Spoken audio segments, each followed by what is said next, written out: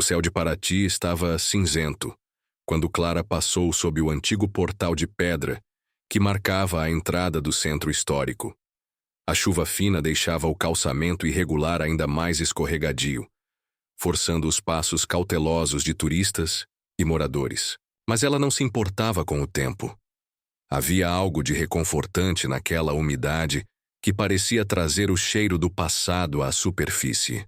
Clara não vinha à cidade desde os 23 anos, quando deixara tudo para trás com o coração partido.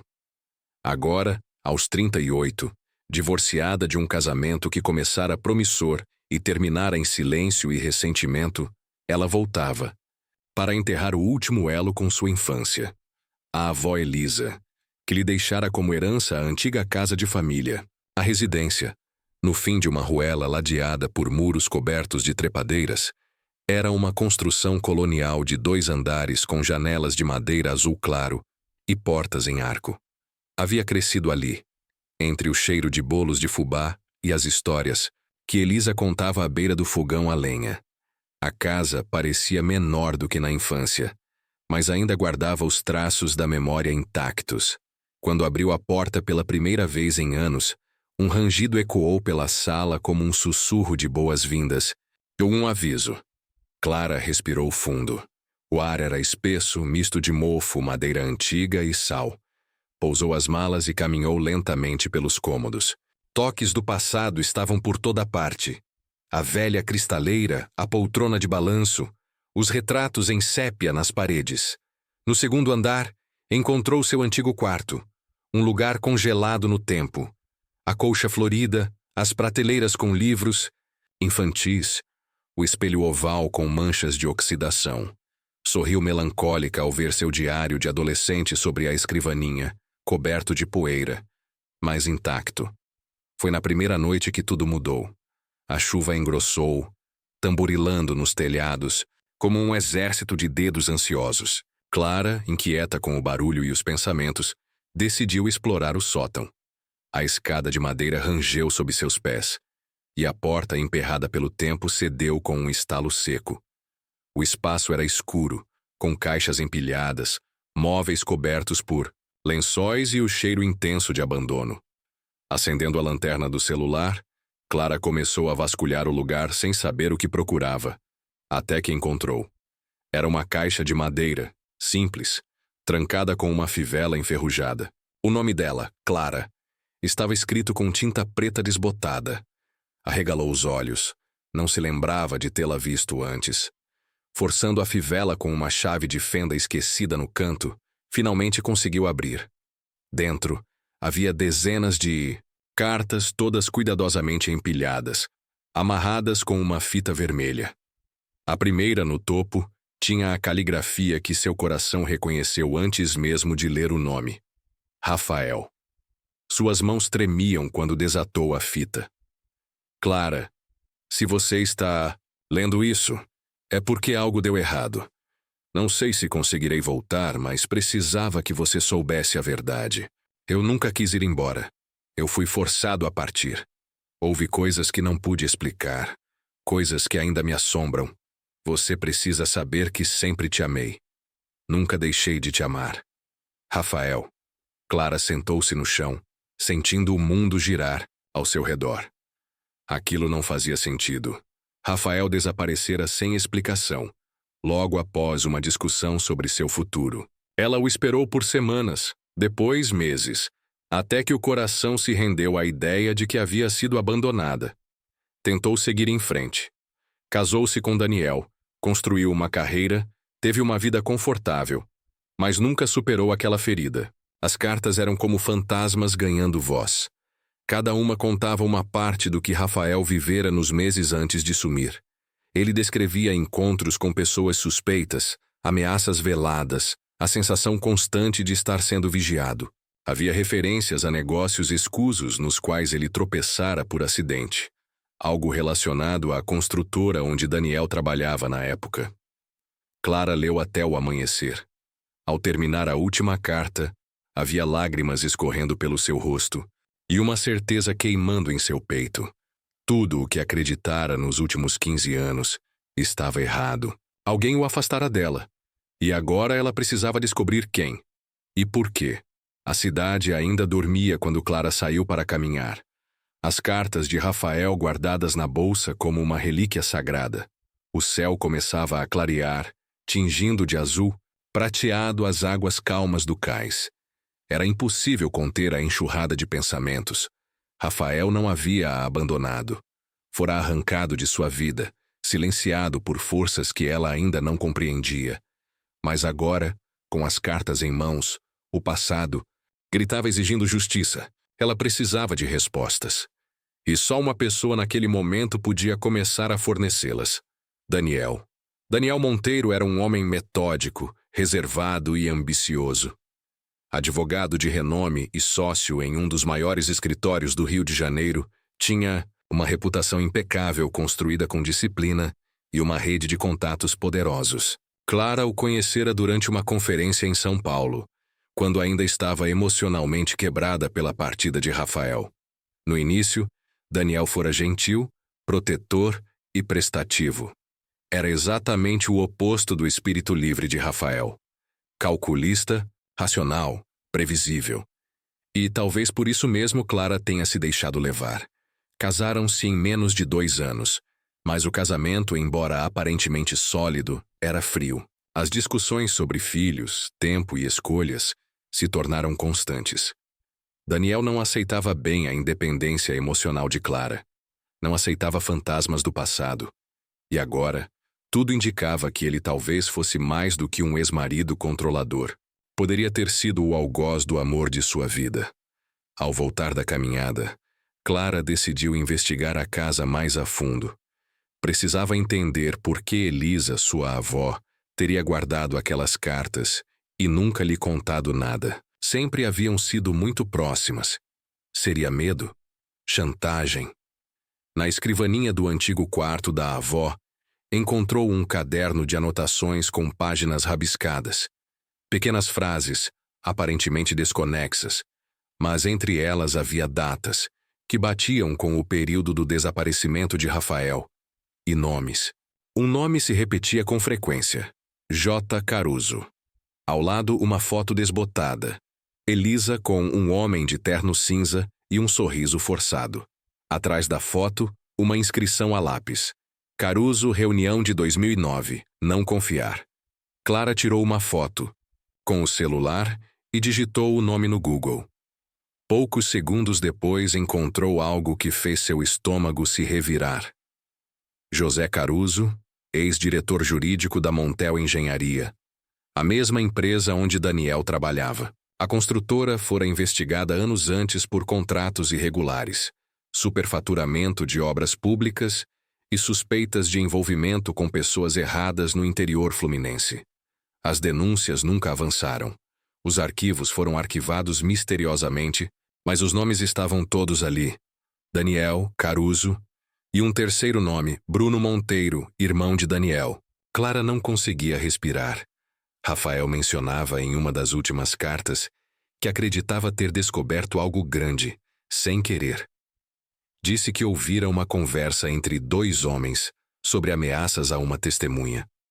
Na época, ele estava trabalhando como fotógrafo freelancer em uma obra pública da Montel e mencionou ter tirado fotos que poderiam comprometer alguém. Clara precisava dessas fotos. Determinada, ela ligou para uma antiga amiga de Rafael, Lúcia, uma jornalista, que agora morava em Paraty e administrava um café literário no centro. Elas não se falavam há anos, mas Clara sabia que podia confiar nela. O reencontro foi emocionante. Lúcia a abraçou com força, surpresa e emocionada. Você voltou depois de tanto tempo. Que saudade. Clara contou tudo. Mostrou as cartas, falou do desaparecimento, da conexão com a Montel. Lúcia ouvia com os olhos arregalados, enquanto seus dedos tamborilavam nervosamente a xícara de café. Clara, eu achava que ele tinha te deixado. Todos achávamos. Mas ele me procurou antes de sumir. Me entregou um envelope com negativos de fotos e pediu que eu guardasse. Disse que, se algo acontecesse com ele, talvez eu soubesse o que fazer. Eu jurei que nunca mostraria aquilo sem motivo. Mas agora, tudo faz sentido. Lúcia levou Clara até a parte de trás do café, onde havia uma pequena sala de arquivos. De dentro de uma caixa de papelão, retirou um envelope pardo com o nome RV, escrito a caneta. Ao abrir, Clara viu fotos em preto e branco, granuladas, mas claras o suficiente. Caminhões da Montel transportando containers à noite, documentos sendo queimados, homens armados perto de um galpão clandestino. Em uma das fotos claramente visível, estava Bruno Monteiro, o irmão de Daniel. Havia também um áudio em um pendrive. Quando ouviram, a voz de Rafael soava abafada, como se estivesse gravando com o celular no bolso. Não posso acreditar que Daniel esteja envolvido nisso. Ele disse que queria proteger a Clara, mas como ele pode... Não, eu preciso contar a ela. Vou tentar sair daqui hoje, pegar um ônibus para São Paulo. Se eu não conseguir, vou deixar essas provas com a Lúcia. Clara precisa saber. Precisa saber a verdade. Lúcia tapou a boca com as mãos. Clara estava em choque. O mundo desmoronava ao redor dela, mas dentro do caos, uma fagulha de força nascia. Rafael não a abandonou. Ele lutou por ela. Ele tentou salvá-la, e agora ela faria o mesmo por ele. Naquela noite, Clara não dormiu. Passou horas organizando as provas, montando uma linha do tempo, revendo as cartas e preparando o que viria a seguir. Sabia que Daniel era poderoso. Sabia que poderia estar sendo vigiada. Mas já não havia espaço para medo. Apenas justiça. Foi quando recebeu uma mensagem anônima no celular. Você mexeu no que estava enterrado. Isso vai te custar caro. Clara leu, respirou fundo e respondeu. Já me custou demais. Agora é a sua vez de pagar.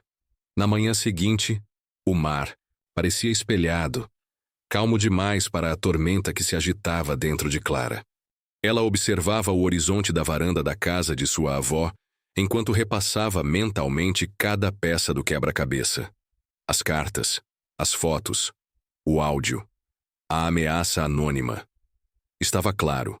Alguém a estava vigiando. Alguém que tinha interesse em silenciar a verdade. E essa verdade parecia envolver um esquema de corrupção mais profundo do que ela podia imaginar. Ela sabia que não podia fazer isso sozinha. Decidiu procurar Gabriel Andrade, um jornalista investigativo que escrevia para um portal independente de denúncias chamado Voz Urbana. Lúcia o conhecia de encontros literários e sugeriu o contato com insistência. Ele é obstinado, dissera Lúcia. Já enfrentou processos, ameaças e perseguições, mas nunca recuou diante da verdade. Se alguém pode te ajudar a tornar isso público com segurança, é ele. Clara hesitou. Confiar em estranhos sempre foi um desafio. Mas ela já não podia confiar em mais ninguém.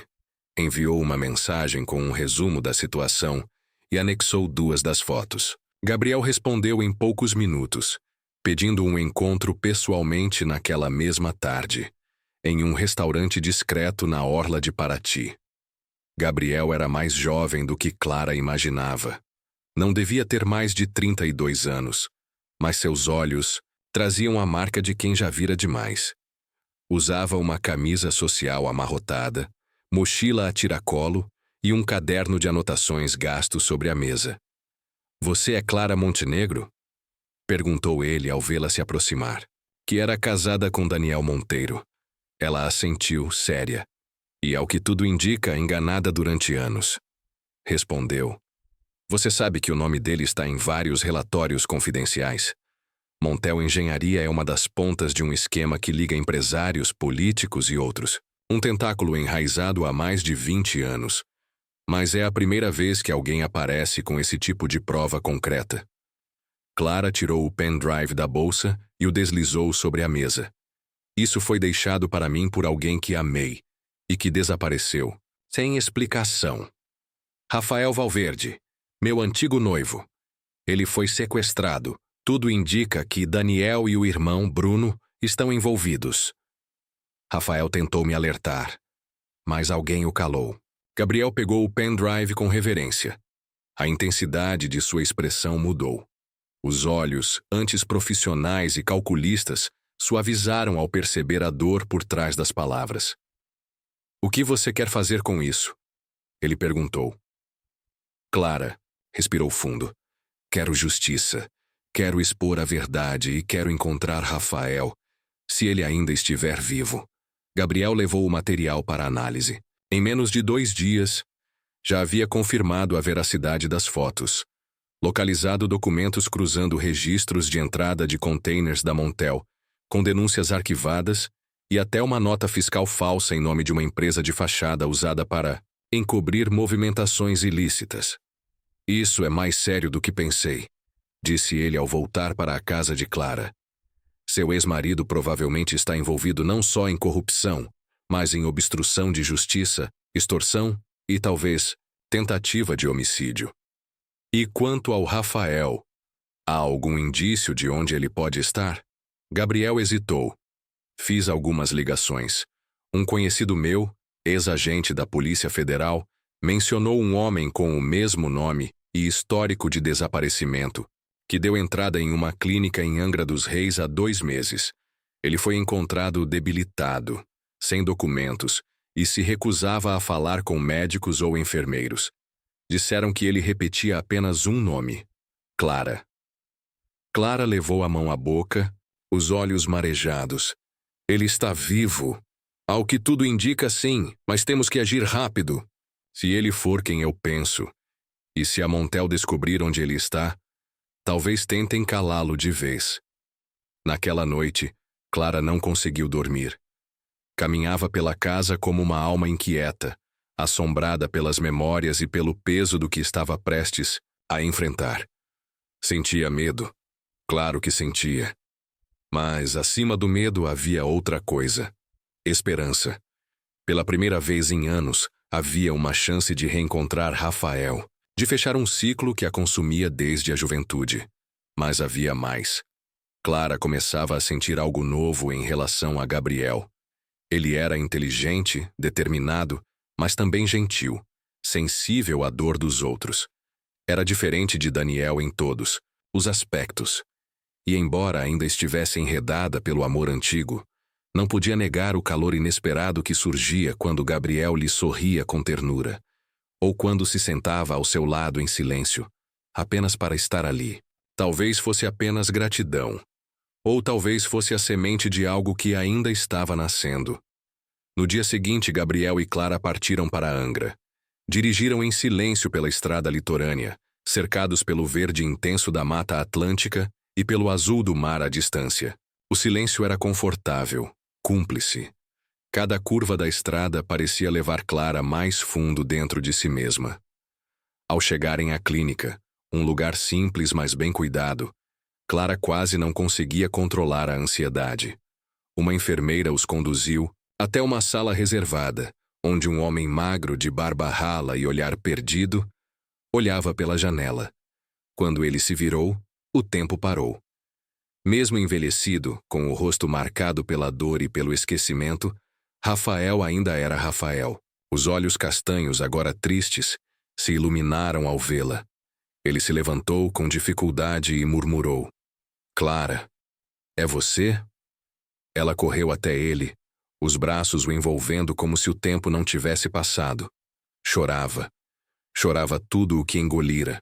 "Durante anos, eu achei que tinha te perdido para sempre", sussurrou ela. "Eu tentei voltar, mas eles me encontraram antes. Eu só pensava em você. Só você." Atrás deles, Gabriel desviou o olhar discretamente. A cena era dolorosamente linda, mas também era apenas o começo.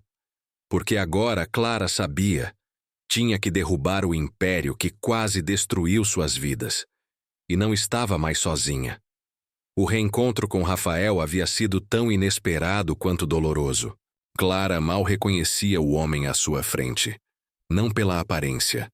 Ele ainda tinha aquele olhar doce, mesmo que cansado, mas pela sombra que o envolvia. Rafael não era mais o mesmo. E como poderia ser? Fora arrancado do mundo, sequestrado, ameaçado, privado de sua identidade. Havia sobrevivido como pôde, em silêncio durante anos. O amor que um dia os unira resistira ao tempo, mas agora ambos carregavam cicatrizes que o romantismo não podia apagar. Nos dias que se seguiram, Rafael foi submetido a exames e avaliações. Estava fisicamente debilitado, mas lúcido o suficiente para contar sua versão dos fatos. E ela era aterradora.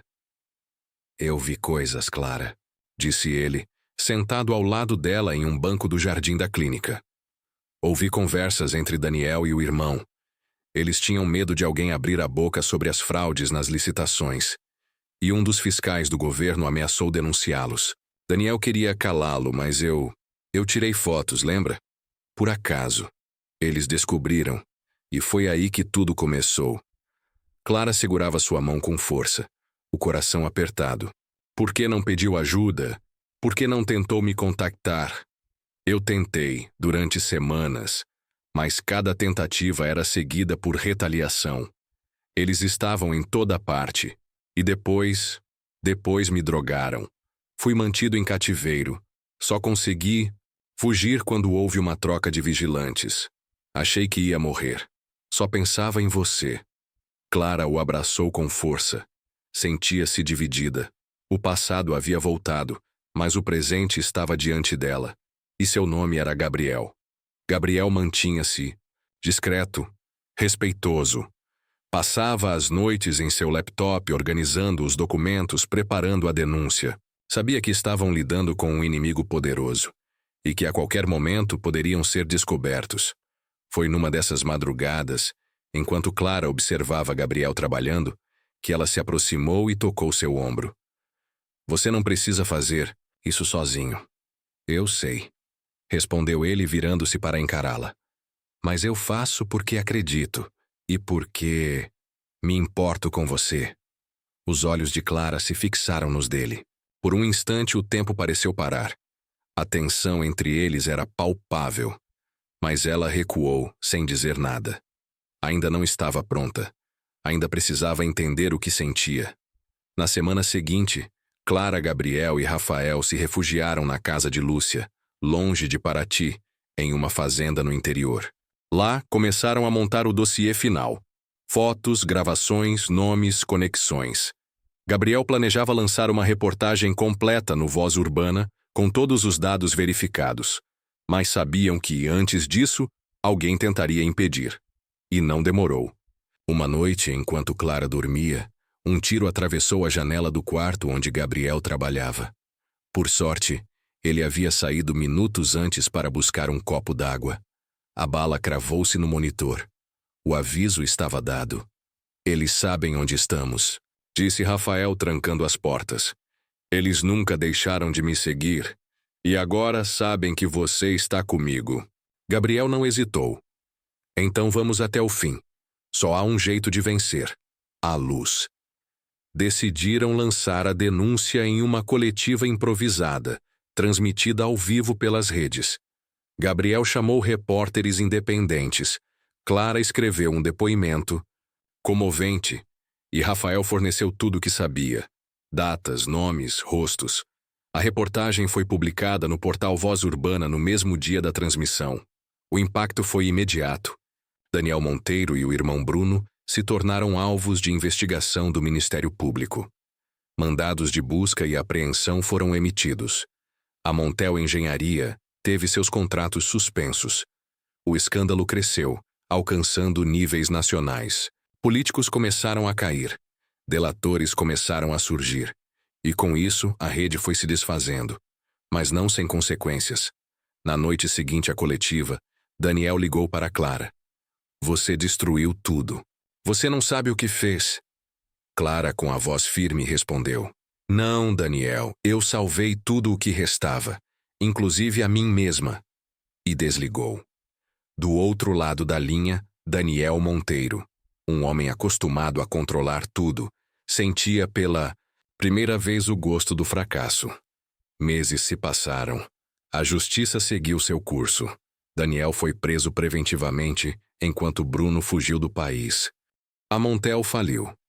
Mas o que realmente importava a Clara não era a queda de um império. era a reconstrução de si mesma. Rafael, ainda em recuperação, voltou a fotografar. Um projeto social em Paraty o convidou para ministrar oficinas a jovens carentes. Clara, por sua vez, encontrou um novo propósito em escrever. Começou a documentar a história em um livro que chamou de Ecos de um Amor Esquecido. E Gabriel? Ele se afastou por um tempo, respeitando o espaço de Clara e Rafael. Mas em uma tarde de outono, Clara o encontrou no café de Lúcia, escrevendo como sempre. "Posso sentar?" ela perguntou. Gabriel sorriu, um pouco surpreso. "Claro." Ela o olhou nos olhos e disse: "Rafael foi meu grande amor. Mas você é minha paz. E eu quero descobrir o que isso significa." Gabriel pegou sua mão, sobre a mesa, e pela primeira vez, permitiram-se um beijo leve, sincero, carregado de tudo que não fora dito, e de tudo que ainda estava por vir. E assim, dos escombros de uma mentira, nasceu uma nova vida. Não perfeita, mas verdadeira. 5 anos depois. O sol de Paraty acariciava as calçadas de pedra, refletindo nas fachadas coloniais com um calor leve e nostálgico. A cidade renascera em muitas formas, assim como Clara. Naquela manhã, ela caminhava lentamente pelas ruas antigas com um caderno de anotações em mãos. Vestia uma blusa de linho clara, cabelos presos em um coque simples. O olhar era sereno. Finalmente, ela encontrara o que tanto buscara: paz.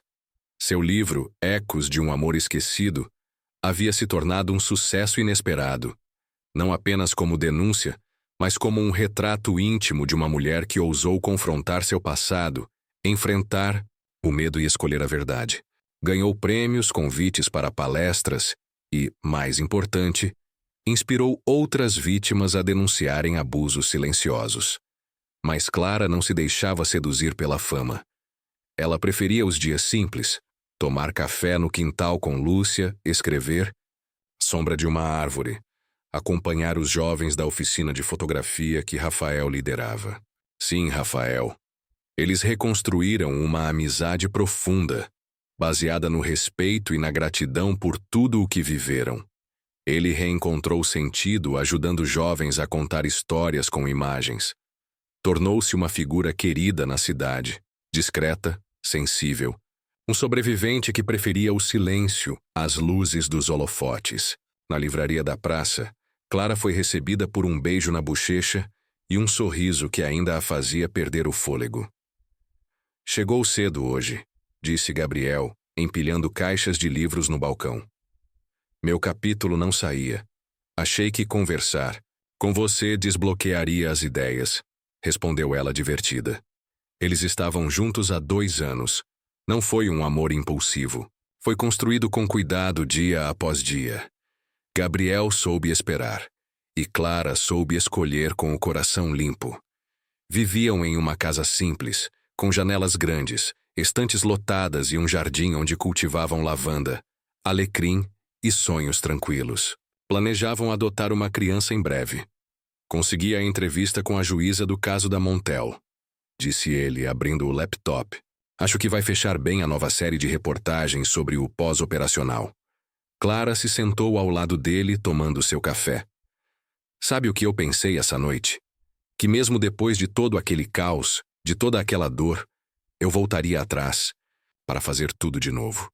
Porque só passando por aquilo é que eu descobri quem eu era de verdade." Gabriel a olhou com ternura. "E quem você é?" "Alguém que aprendeu a amar sem se anular. Alguém que não precisa de um final feliz, porque já vive dentro de um." Ele sorriu. "Eu sou grato por você todos os dias." Do outro lado da cidade, Rafael fotografava um casal de pescadores ao entardecer. Ao seu lado, uma menina de 12 anos, aluna de sua oficina, aprendia a ajustar a lente. "O que importa não é a técnica", disse ele. "É o que você sente quando olha." Ela sorriu, e ele sentiu o velho calor no peito. Pela primeira vez em muito tempo não havia vazio. No Tribunal Federal do Rio de Janeiro, Daniel Monteiro cumpria uma longa pena em regime fechado. Seus bens foram confiscados. A Montel deixou de existir. Mas o estrago que causou ainda ecoava nas estatísticas de desaparecidos, em famílias destruídas. Justiça fora feita, mas não havia glória nisso. Apenas lições. Na varanda da casa onde tudo começou, Lúcia escrevia cartas a amigos distantes. Já não andava como antes, mas sua mente continuava afiada, crítica e apaixonada por boas histórias. Minha querida Clara, escrevia ela, mesmo morando a 2 quadras, seu maior triunfo não foi destruir um império, foi reconstruir a si mesma. Que sorte a minha ter visto isso de perto. E assim, sob o céu vasto de uma cidade pequena, 3 vidas que haviam sido quebradas por mentiras e violência se uniram na verdade. Não houve aplausos, não houve manchetes ao final. Houve apenas um silêncio bom, aquele que fica depois que a dor vai embora. E tudo o que resta é o som do próprio coração, batendo em paz.